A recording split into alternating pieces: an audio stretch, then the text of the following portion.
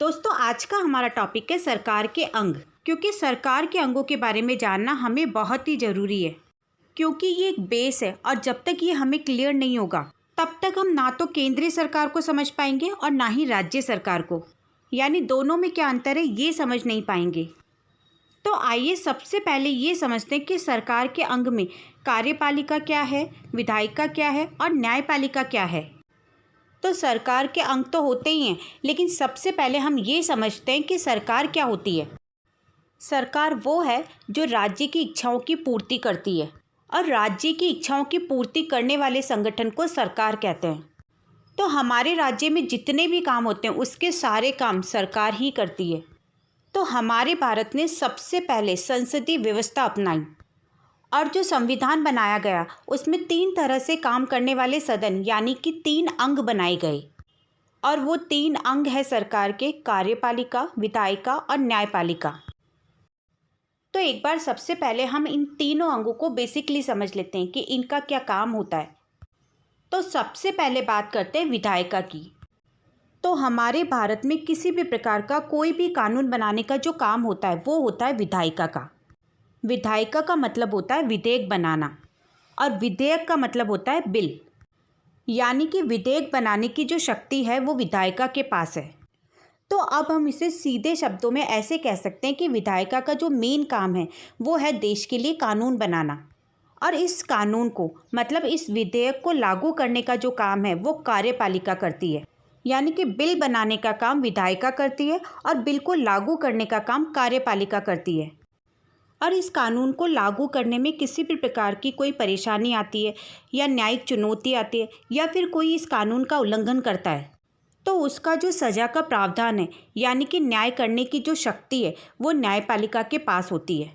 तो अब आपके बेसिकली समझ में आ गया होगा कि हमारे यहाँ कानून बनाने की जो शक्ति है वो विधायिका के पास है, कानून को लागू करने की शक्ति कार्यपालिका के पास है, और उस कानून का उल्लंघन करने या विरोध करने वाले के मामले में न्याय करने की जो शक्ति है वो न्यायपालिका के पास है।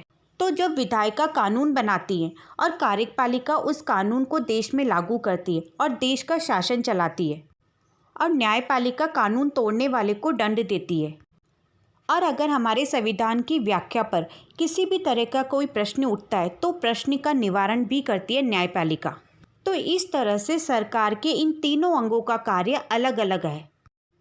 हमारे भारत में संघात्मक शासन व्यवस्था है, और भारत में संविधान के अनुच्छेद 1 में कहा गया है कि भारत राज्यों का एक संघ होगा। और इस संघात्मक शासन की सबसे बड़ी विशेषता ये है कि यहाँ पर 2 प्रकार की सरकार देखने को मिलती है, यानी दोहरी शासन व्यवस्था होती है। एक सरकार वो होती है जो केंद्र में आती है और जो पूरे देश के लिए कानून बनाती है, और दूसरी सरकार वो होती है जो प्रांतों में रहती है यानी राज्यों में रहती है और सिर्फ अपने प्रांतों के लिए ही कानून बनाती है और वहाँ का शासन चलाती है। तो पहली जो सरकार है वो केंद्र में रहकर पूरे भारत का संचालन करती है, उसे हम संघीय सरकार, केंद्रीय सरकार या फिर भारत की सरकार के नाम से जानते हैं। ये तीनों एक ही है, अब आप चाहे इसे किसी भी नाम से बुला सकते हैं। दूसरी सरकार वो होती है जो भारत के हर प्रांत में यानी राज्य में होती है।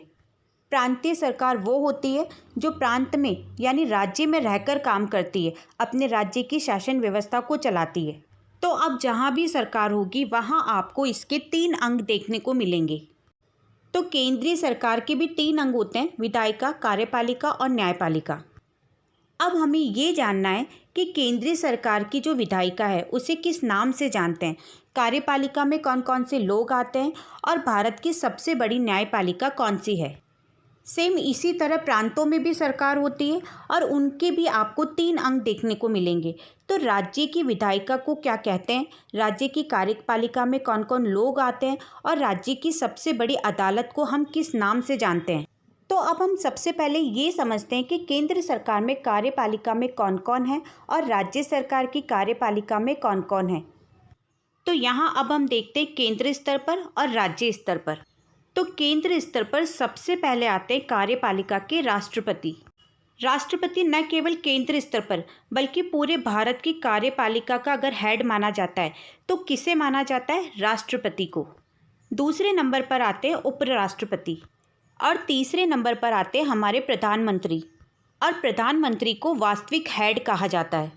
एक्चुअली में क्या है कि हमारे यहाँ भारत में राष्ट्रपति को बहुत सारी शक्तियाँ दी गई है, लेकिन इन शक्तियों का प्रयोग प्रधानमंत्री के जरिए किया जाता है। इसलिए राष्ट्रपति को कार्यपालिका की नामित शक्ति और प्रधानमंत्री को वास्तविक शक्ति का हकदार माना जाता है। और इन्हीं प्रधानमंत्री के नियंत्रण में काम करता है मंत्रिपरिषद, और फिर चौथे नंबर पे यही मंत्रिपरिषद आता है। तो अब आपके समझ में आ गया होगा कि केंद्रीय स्तर पर काम करने वाले लोगों में सबसे पहले आते हैं राष्ट्रपति, फिर उपराष्ट्रपति, फिर प्रधानमंत्री और फिर उसके बाद में मंत्रिपरिषद। और इस प्रणाली में हमें कार्यपालिका के दो रूप देखने को मिलते हैं, एक नाम मात्र की कार्यपालिका और एक वास्तविक कार्यपालिका। तो हमारे जो राष्ट्रपति है वो नाम मात्र की कार्यपालिका होती है, या फिर आप उसे संवैधानिक कार्यपालिका कह सकते हैं।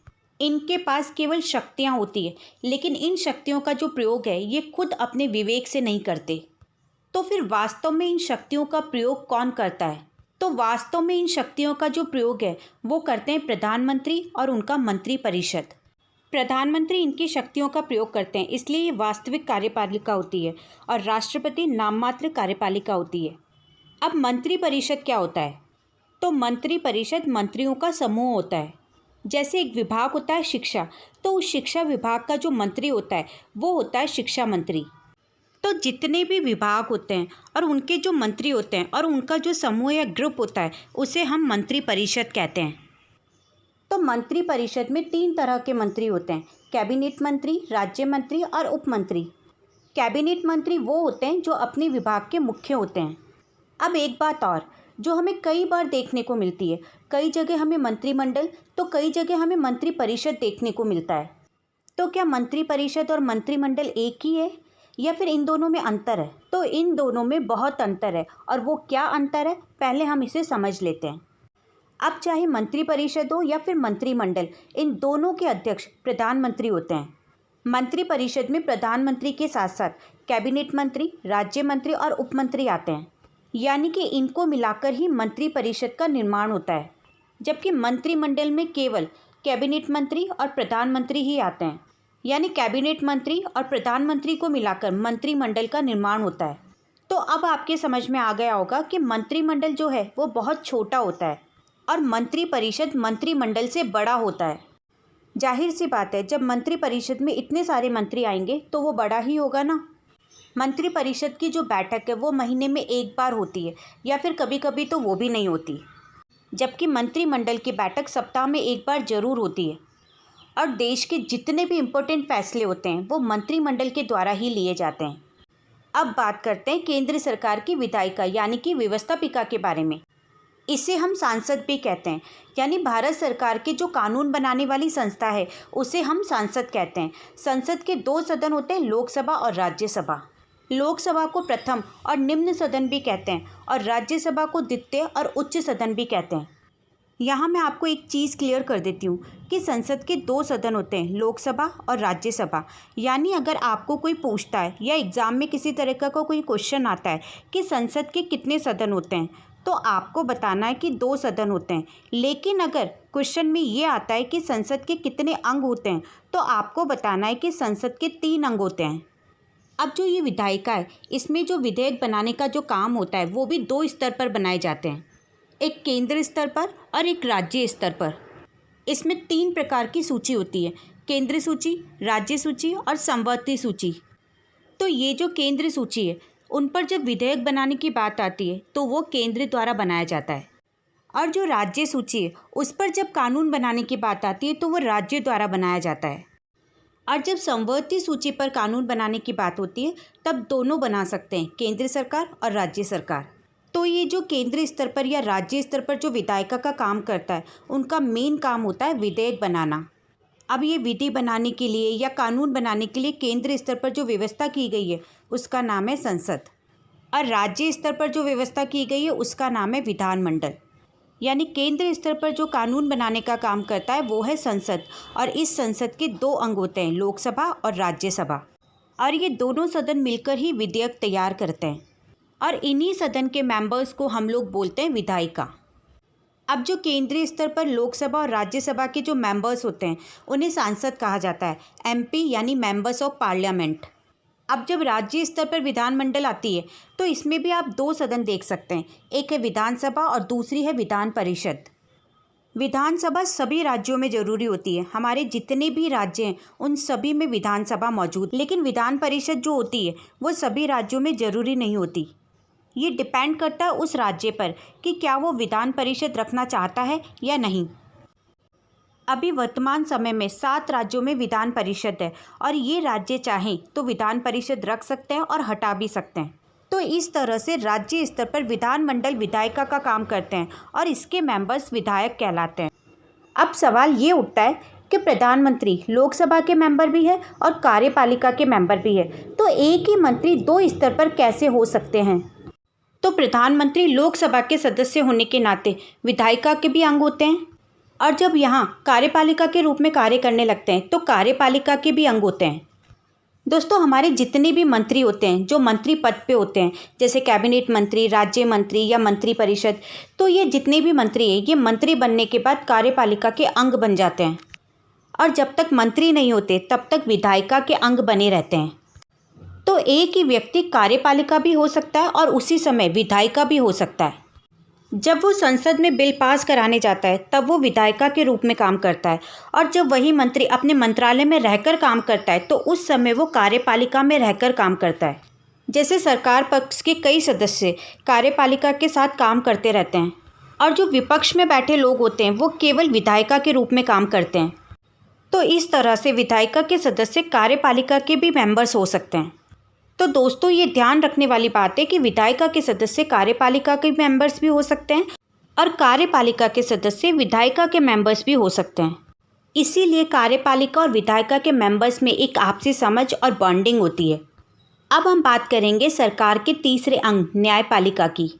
तो दोस्तों, हमारे भारत में जो न्यायपालिका का स्वरूप है वो एकीकृत न्यायपालिका है। इसका जो रूप होता है वो एक पिरामिड के आकार का होता है और इस पिरामिड के आकार में सबसे ऊपर आता है सर्वोच्च न्यायालय और सबसे नीचे तहसील स्तर के न्यायालय। तो अगर किसी भी प्रकार का कोई भी तहसील स्तर पर विवाद होता है तो वो सबसे पहले तहसील स्तर पर आएगा, वहाँ से हारने पर फिर जिला स्तर पर जाएगा। जिला स्तर पर यानी जिला न्यायालय में हारने पर उच्च न्यायालय पर और उच्च न्यायालय पर हारने पर सर्वोच्च न्यायालय में जाएगा। मतलब ये कि न्यायालयों का एक स्तर बनाया हुआ है, जैसे district court, high court, supreme court. तो ये जो कोर्ट्स का लेवल है वो एक सीढ़ी की तरह नीचे से ऊपर जाता है, जो स्वतंत्र है और निष्पक्ष रूप से काम करती है। इसीलिए ये एक एकीकृत व्यवस्था है जिसे हम ये नहीं कह सकते कि सर्वोच्च न्यायालय सिर्फ भारत का ही है, ये राज्य सरकार भी इसमें जा सकती है। लेकिन हम ये ज़रूर कह सकते हैं कि भारत की जो सबसे बड़ी न्यायालय है वो सर्वोच्च न्यायालय हैं। तो दोस्तों, आपको याद होगा कि अनुच्छेद 50 में राज्य नीति निर्देशक तत्व, जिसमें न्यायपालिका और कार्यपालिका का पृथक्करण बताया गया है, लेकिन यहाँ विधायिका और कार्यपालिका आपस में जुड़कर काम करती है, यानी कि मिलकर काम करती है। लेकिन इसमें ये नहीं बताया गया कि न्यायपालिका और कार्यपालिका को अलग रखना चाहिए। तो दोस्तों, अब आप सोच रहे होंगे कि क्यों रखना चाहिए, तो आइए इसे समझते हैं। क्योंकि अगर यहाँ सरकार और जज दोनों एक दूसरे से साझगांठ रखेंगे यानी मिलकर रहेंगे तो फिर किसी भी कीमत पर निष्पक्ष न्याय नहीं होगा और ना ही सरकार पर न्यायपालिका किसी भी सिचुएशन में काम करने के लिए दबाव बना पाएगी। इसलिए अगर दोनों को एक दूसरे से अलग रखकर काम किया जाए तो जनता की भलाई ज़्यादा होगी और जो लोक कल्याणकारी राज्य की स्थापना की बात हम लोग करते हैं तो वो हमारे संविधान में पूरी हो जाएगी। इसीलिए अनुच्छेद 50 में कार्यपालिका और न्यायपालिका के पृथक्करण की बात कही गई है। तो अब तक हमने जितनी भी केंद्र सरकार की ये सारी चीज़ें देखी हैं, जैसे व्यवस्थापिका, कार्यपालिका, न्यायपालिका, संसद, लोकसभा, राज्यसभा, प्रधानमंत्री, मंत्रिपरिषद, ये सब दिल्ली में बसते हैं। एक्चुअली क्या है कि जो हमारी मोस्ट ऑफ सरकार है वो राजधानी में ही होती है। अगर कोई आपसे पूछे कि संसद कहाँ है, लोकसभा कहाँ है, राज्यसभा कहाँ है, राष्ट्रपति भवन कहाँ है, प्रधानमंत्री निवास कहाँ है, तो ये सब दिल्ली में। यहाँ तक कि मंत्रिपरिषद, सर्वोच्च न्यायालय भी दिल्ली में ही है। तो ये तो थी केंद्रीय, संघीय या भारत की सरकार। अब हम बात करते प्रांतीय या राज्य सरकार की। तो जैसी व्यवस्था आपने केंद्रीय सरकार में देखी थी, सेम वैसी ही व्यवस्था राज्य सरकार में मिलेगी, लेकिन बस नाम का अंतर होगा। यहाँ भी आपको राज्य सरकार के 3 अंग देखने को मिलेंगे। तो राज्य की व्यवस्थापिका को हम विधानमंडल कहते हैं विधानमंडल के दो सदन होते हैं, एक को हम विधानसभा कहते हैं और दूसरी को हम विधान परिषद कहते हैं। विधानसभा को हम प्रथम या निम्न सदन के नाम से जानते हैं और विधान परिषद को द्वितीय या उच्च सदन के नाम से जानते हैं। राज्य की जो कार्यपालिका होती है उसमें राज्यपाल आएंगे, मुख्यमंत्री आएंगे और मंत्री परिषद आएंगे। तो इन सबको मिलाकर राज्य कार्यपालिका का निर्माण होता है। मंत्री परिषद में कैबिनेट मंत्री, राज्य मंत्री और उप मंत्री होते हैं। राज्य सरकार का तीसरा अंग है न्यायपालिका। तो राज्यों की जो सबसे बड़ी अदालत होती है उसे हम उच्च न्यायालय कहते हैं, यानी कि हाई कोर्ट। और राज्यों की जो सरकार होती है वो अधिकतर राजधानियों में ही होती है। इसलिए राज्य सरकार, विधानमंडल, विधान परिषद, राज्यपाल, मुख्यमंत्री का निवास, ये सब राज्य की राजधानी में ही होते हैं। तो अब आपके समझ में आ गया होगा कि जिस तरह से संघीय व्यवस्था है उसी तरह से प्रांतीय व्यवस्था है। तो इस तरह से हमारे भारत में केंद्रीय सरकार और राज्य सरकार काम करती है। और इन दोनों सरकार के तीन अंग होते हैं, कार्यपालिका, न्यायपालिका और विधायिका।